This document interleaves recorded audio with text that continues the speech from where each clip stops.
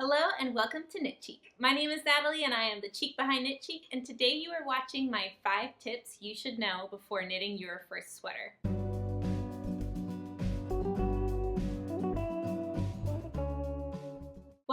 Welcome back to my channel. My name is Natalie and this is a channel where I knit stuff and I talk about it, and sometimes I make videos like this telling you things that you should know about knitting. If you are one of my new subscribers from my last video, welcome. It's great to have you here. Thank you so much for joining. We have hit 4,000 subscribers, which is crazy, like super crazy. I have now been here on YouTube for 1 year, January 31st, so it has been 1 year of me chatting about knitting here online, alone in my living room. Okay, today's video is going to be all about your first sweater knit. If you are already an experienced garment knitter, please leave your tips down below for people who are looking to knit their first sweater. In 2024, I knit my first couple of pullover sweaters. So in the past, before I started this YouTube, I had knit a handful of cardigans, but last year was my first pullover sweater year. So I knit a baby pullover sweater was the first one, and then I also knit the sweater 18, which is right here. These are both drop shoulders, and I'm going to get into types of sweaters later on in this video. After knitting this sweater, I kind of came up with a list of things that I thought someone should know before knitting their first sweater. I do have an older video called My Knitting Flops, and I think 5 things that I wish I knew as a beginner knitter. And some of those are going to be similar to what I have on this list, but I'm going to dive more into sweater knitting in this video. But if you'd like to check out that old video, I will link it below. This video is aimed towards a seasoned knitter who's knit maybe some beanies and scarves and is looking to dive into their first sweater and maybe wants to know some tips before picking what sweater they may want to knit. I consider myself to be like an intermediate, maybe advanced knitter, definitely not an expert by any means, but I do have experience from making a lot of mistakes knitting. A lot of the tips I'm going to go over are mistakes that I have made in the past, and I'm going to help you avoid those mistakes. So let's get started with my 5 tips. Tip number 1 is going to be make sure that you know the basics.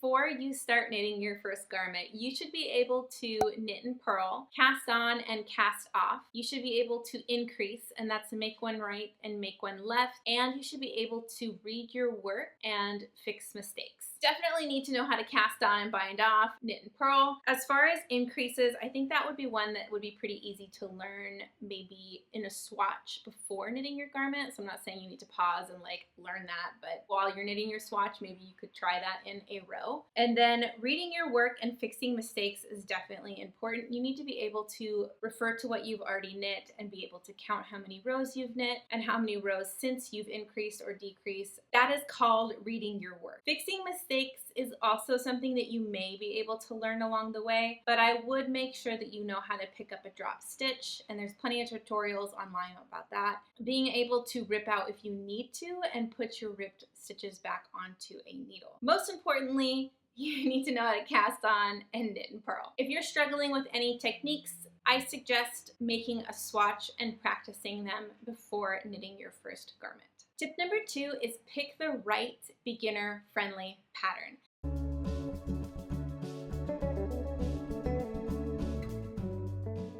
This is a longer tip. I have a lot of information here, but I'm going to start off by saying if you are looking to get into garment knitting, pullover sweaters are going to be a lot easier for your first garment than a cardigan. And this is something that I didn't realize as a newer garment knitter, and I knit a lot of cardigans before knitting pullover sweaters. And now that I have knit a couple pullover sweaters, I can definitely say that they are more beginner friendly. There's a lot of reasons for this. A cardigan, you knit flat, so your tension and gauge can be off. Sometimes people struggle between their knits and purls and something called rowing out. But the bigger thing is that you need to be able to pick up stitches for cardigans. In most patterns, there are some cardigans where you knit the neckband at the same time, but most of the time you are going to be knitting, you're having to pick up stitches for a neckband in a cardigan, and that's something I would definitely say is a more intermediate skill. Picking up stitches on a cast on or a cast off edge isn't so bad, but picking up side stitches and picking them up at a certain rate can be extremely frustrating, and especially for such a long distance. It's just something that I wouldn't necessarily recommend to someone knitting their first garment. If you can knit a pullover before you knit a cardigan, I would definitely recommend it. But if you are not a pullover fan and you only want to knit cardigans, that was my case, but my opinions have changed over time, and now I do like pullover sweaters and would like to knit more in my wardrobe. That is my advice about the pullover being better for beginners than a cardigan. Next up, I'm going to talk about the types of sweaters. If this section seems overwhelming at any point, don't worry. At the end, I'm going to recommend some beginner-friendly patterns, and you won't necessarily need to remember all of this information. There are lots of ways to construct a sweater, like top down versus bottom up, seamless versus knit in pieces and seam together. And then there are the shoulder constructions. So the most 4 common ones that I see are going to be raglans, and this is one that I think is very beginner friendly. Raglans are seamless and top down. Yokes are similar to raglans, and I also believe are going to be beginner friendly. They are seamless and top down. Drop shoulders are my personal favorite. This is the type of sweater that I like to buy and I like to knit, and I knew that going into it, so it is the first sweater that I knit. I don't think that they're advanced, but I think a raglan or a yoke would be easier for your first sweater. And then set and sleeve and saddle shoulder. These are going to be a little bit more advanced as well. The reason that I say that drop shoulders aren't as beginner friendly as raglans or yokes is because you have to pick up stitches for your sleeves, and you also need to understand your gauge knit flat and knit in the round, because you are going to start knitting your sweater flat and then join in the round. And that can be difficult for beginners to have to read and swatch 2 different gauges, one flat and in the round, and it's just a little bit more advanced in my opinion. So my recommendation is going to be to start with a raglan or a yoke sweater. Like I said, I am going to go over some beginner patterns at the end of the section, but if you are looking to find beginner friendly patterns, here are some of my recommendations. You're going to want to go with contemporary designers who often write with the beginner in mind. Older books and magazines are great, but sometimes they can be written towards a more advanced knitter in mind, especially because they don't always have as much space in a book or a magazine for one pattern to go into great detail. Make sure whatever pattern you are looking at that you check the Ravelry reviews. A lot of times it will tell you how difficult it is, and you can also go through the projects on the project page and read people's comments and reviews on the pattern as well. Some great beginner-friendly designers are Jessie May Designs, Andrea Mowry, Tin Can Knits, and Joji Locatelli. I wanted to briefly touch on a note of neck shaping for sweaters. Because I am recommending raglans and yokes for your first sweater, this could potentially be a new technique that you're going to have to learn, and that is short row shaping to get a nice fitting neck. I will include one pattern that doesn't have this if this freaks you out, so if this also overwhelms you, don't worry. When knitting a top-down sweater, you have to account for the fact that your collar needs to be taller in the back than it is in the front, and that is just to accommodate like the human body. You're going to have to add extra fabric to your back piece so that the collar sits up higher than your front collar does. And that is done by short row shaping. A lot of the patterns I'm going to recommend accompany a YouTube tutorial, so this is great because then they can walk you through short row shaping, but you can also just look up a tutorial in short row shaping as well. Short rows are when you are going to temporarily stop knitting in the round and go back and forth to add extra fabric to that section. And it kind of creates like a wedge where you're going back and forth. And then when you're done, you'll continue going into the round and you'll have created an extra wedge of fabric. Okay, now I'm going to go over those beginner-friendly patterns that I mentioned. The first section, all of these patterns will have an accompanying YouTube tutorial that goes with them. The first pattern that I have on this list is called the First Star Sweater by Julia Pyro. And she has a YouTube channel and an accompanying YouTube video, and it is a really great video that walks you through the step-by-step process of knitting a yoke sweater. And she goes over the short rows in detail as well. This is a really great one for your first time. I happen to think that yokes are a great beginner sweater because they're top down, they are seamless. The only new thing you may have to learn is short rows, and that's why it's really great to find a pattern that has a video that accompanies it. Next up is the step-by-step sweater by Handmade by Florence, and her YouTube tutorial that goes along with this pattern has over 1 million views, so you know it has to be good. She also goes into step-by-step detail of knitting a raglan sweater, and that is a top-down seamless sweater that has raglan seams on it. She also walks you through short rows, and I believe she even says that you can omit them if they are overwhelming for you as well. Next up is the Cinema Sweater by Kuda Kavika, and she is a YouTuber here on YouTube as well. And she wrote the Cinema Sweater based off of a Harry Styles song called Cinema. I'm not sure, but it is a basic raglan sweater, and she is going to walk you step by step in her YouTube on how to make that, as well as going over the short rows. The last one I am recommending actually does not have short rows, so if you are someone who is a very new beginner and wants to try a sweater and short rows sounds confusing or overwhelming to you, I would suggest the Fall Bluff Sweater by Ashley Lillis. And she also has an accompanying YouTube tutorial going step by step. This is a nice bulky weight sweater as well, so it'll be a quick knit and just less time investment into your first garment. I do have a couple other beginner-friendly patterns that don't necessarily have a YouTube tutorial that accompanies them, but I still think would be great for your first beginner sweater. The first one is the Cozy Classic Raglan by Jessie Made Designs. Like I said, her patterns are written really nicely for beginners. The No Frill Sweater by Petite Knit is a really popular pattern on Ravelry. I wouldn't necessarily recommend doing a mohair pairing for your first sweater unless you are an experienced knitter who has knit with mohair.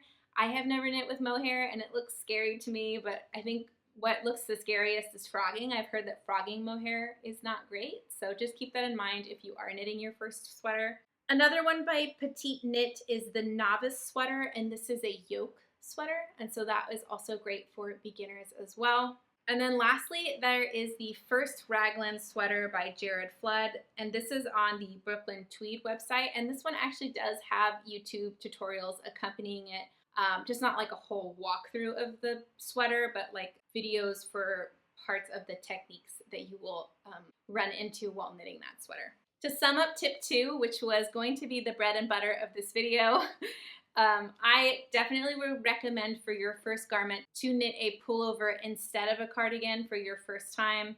I would also recommend picking a raglan or a yoke sweater because they are just more beginner friendly in my opinion. You're going to be knitting from the top down so you can try it on, and you're going to be knitting something seamless so you don't have to pick up stitches for your sleeves or collars or neckbands.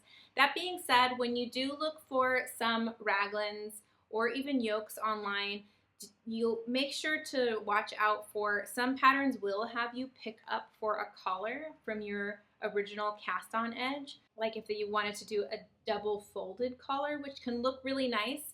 I don't think this is as hard as picking up something like a neckband because you were picking up from a cast on edge, but just be wary when you're looking for new patterns to be able to see that.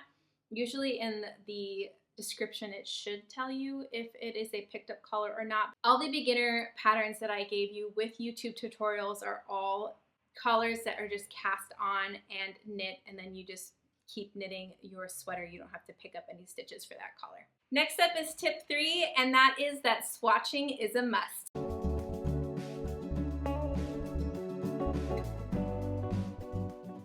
I know that everyone hates talking about swatching and being told that they have to swatch, and I'm going to tell you my point of view. So I don't always swatch, right?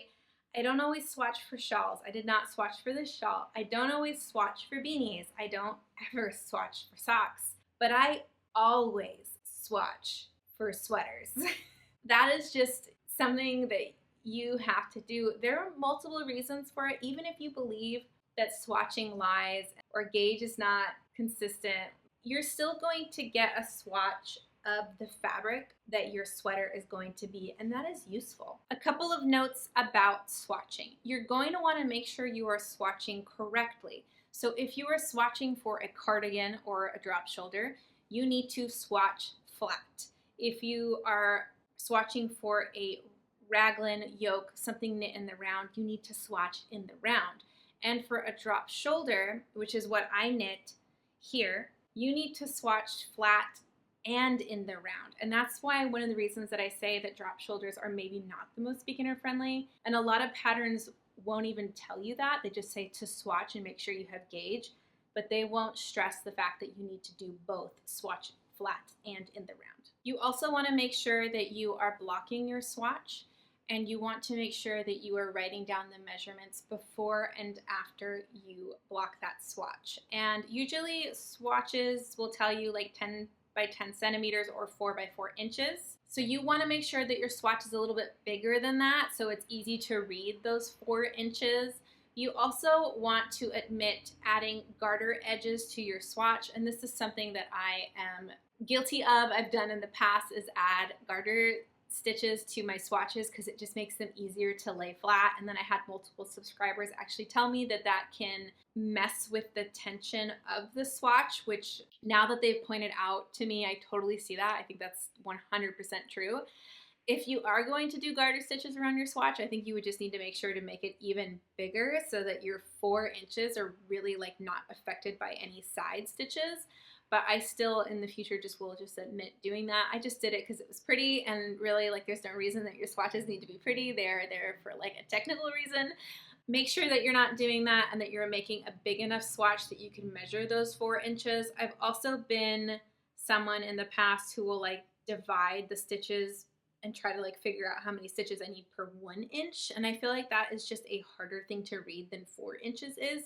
So now I only ever try to read the 4 inches. Yes, I still find that gauging sometimes doesn't always equal what the end product is going to be. You know, when you're knitting something smaller versus when you're knitting something bigger, it can change your gauge, but it does give you a pretty close estimation as to what your gauge is going to be. And it also gives you a nice sample of what that fabric might be. And you might find out that that fabric is not the right fabric that you want for that sweater.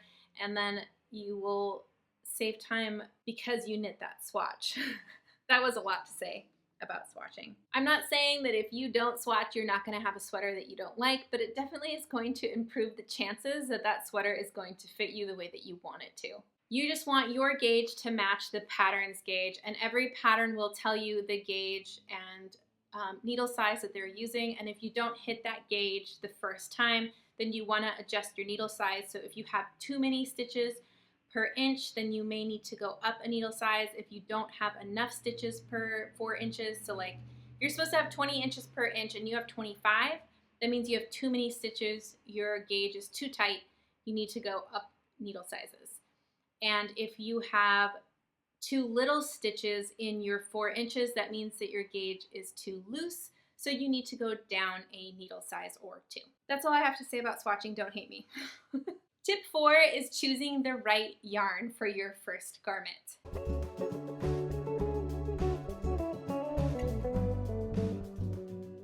If possible, I honestly would recommend using the yarn that the pattern is written in, or sometimes a designer will suggest other yarn as well. And this is just to make it easier for your first time, but I know this is impossible for everyone and not all yarn is accessible.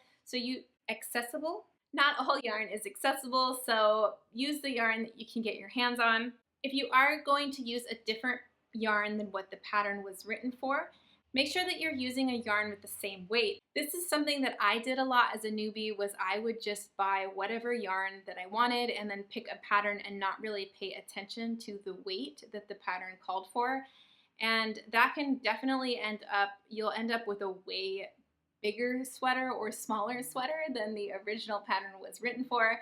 And that's just because the thickness of the yarn is different, and even if you knit with the same needle sizes, your gauge is going to be different. This may be really obvious to you, but for some reason this was not obvious to me, so I thought I would include it in this section. Another thing that you can do is go to the projects Ravelry page and check out the projects that other knitters have knit and what yarns they use, and then you can see a picture of the drape and just see if it worked out for that sweater.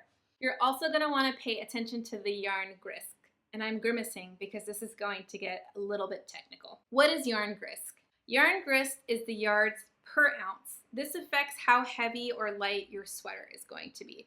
So it's basically the density of the yarn. If you are going to try to knit a sweater that was knit in a really light, fluffy yarn with a sweater that is a lot denser, but that may have the same weight yarn as the pattern, but is heavier, you are not going to have the same fit as the original pattern. And so this is why it can be easier to pick like a similar yarn when you're first starting, because the grist can be kind of complicated to figure out. I mean, it's not complicated, but you're basically just going to divide how many yards per ounce yarn called for in the pattern. So figure out the grist of the yarn called for in the pattern, and then figure out the grist of the yarn that you are thinking about using.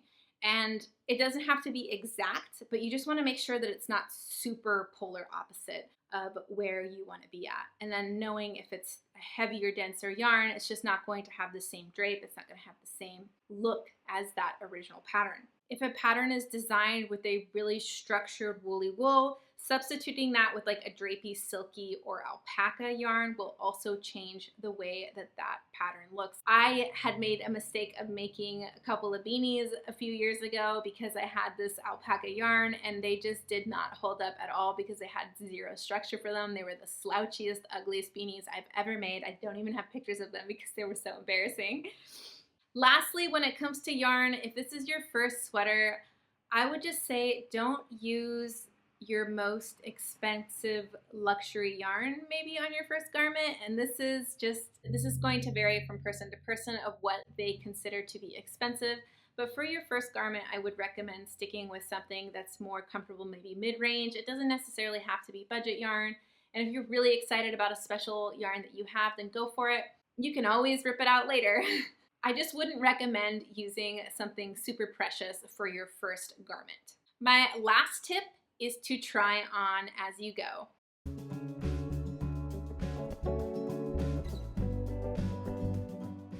This is why top-down seamless sweaters are so great, because you can try them on as you're knitting them. The most important points to try on is when you're going to split for sleeves with a raglan and a yoke, and before you do your hem. You can use barber cords or waste yarn to try on your sweater. You don't want to necessarily try it on with the needle because that is going to distort your stitches and make it fit differently. You can also compare your sweater to your swatch. So if your swatch grew 1/4 of an inch for every 3 3/4 inches that you knit, you can kind of mathematically figure out how much bigger that sweater is going to be, and then it'll give you some ease of how it is fitting. I am a big fan of a mid-project block, and this is going to slow you down because you have to block the sweater, wait for sweater to dry, and then try on the sweater before you can start knitting again. But I definitely think it's worth it. On this sweater, I actually swatched after joining the front and back before I did my sleeves, and then I blocked before I did my hem. I definitely would recommend blocking before you do your hem. It's a really great tip. I feel like the most common thing, at least on YouTube, that I hear knitters saying is when they want to alter a sweater is usually the length. So they either want a little bit more length or a little bit less length, but what holds them back is they have to rip off their bind off and their hem, and they don't want to do that. And a lot of them will end up doing sweater surgery. To prevent this, if you block your sweater before knitting your hem, it'll help you know exactly where it's going to hit when you're done, because sweaters grow when you block them, and you can either underestimate how much they're going to grow or underestimate, and that can affect where that sweater hits you, and you may not like it. It may fit perfectly and then you block it and then it's 3 inches longer. That happens. If you block right before you do the hem, if you have to rip out 1 inch, that's not as big of a deal as having to rip off a bind off the hem and that inch and then re-knit the hem and the bind off. So this is just a tip that I give. If you're once you become an experienced knitter, you may not need to do this because you may know exactly where your sweaters are going to hit. But in the beginning, this just may save you from some tears and some re-knitting. I do have a bonus tip for y'all today, and that could be because 6 tips before you knit your first sweater didn't roll off the tongue as well as 5 tips did. And that is to have patience. Sweater knitting takes time, and a lot of the tips that I had for you today may slow you down, like swatching and making sure that you have the right yarn, picking the right pattern, project blocking. All of these things are going to take time, and it's good to have patience. You are going to learn what you like over time. I want you to picture yourself in 5 years, and you are probably going to have a ton of sweaters. And you are going to learn what you like. You are going to learn what's your favorite construction, what's your favorite type of sweater, and where you like that sweater to hit. You're gonna learn if you like special shaping, if you like to omit things from certain patterns. And this is all going to come with experience. And I know that it's crazy, but in 5 years, you may look back at this first sweater and be like, you know what? I'm gonna rip this out and reuse this yarn for something else. Or you may be fine with it and still wanna wear it. But when you think about yourself in the future and how many sweaters you're going to knit, it's not gonna seem as big of a deal if this first sweater doesn't come out perfectly. That is all the tips that I have for you guys today. Please let me know in the comment section what sweater you're planning to knit for your first garment. And don't forget to like and subscribe. I will have all of the information in the description below, as well as links to the patterns that I suggested. Thank you for tuning in to this week's video. I hope that you enjoyed it, and I hope that I will see you again soon. Bye! Oh my God, I need some chocolate.